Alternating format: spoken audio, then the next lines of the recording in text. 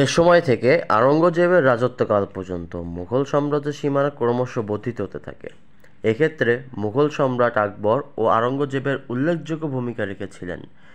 রাজ্য বিস্তারের সঙ্গে সঙ্গে মুঘল সম্রাটগণ সাম্রাজ্যের সংহতি, দৃঢ়ীকরণ, প্রশাসনিক উন্নতি সাধন এবং বিভিন্ন জনহিতকর পদক্ষেপ গ্রহণ করার ফলে মধ্যযুগের ভারতের মুঘল সাম্রাজ্যের উন্নতি চরম শিখরে উন্নতি হয়েছিল।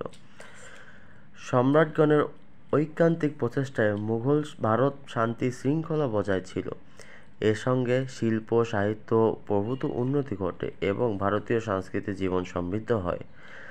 এসব সত্ত্বেও পরবর্তীকালে মুঘল সাম্রাজ্যের পতন ঘটে।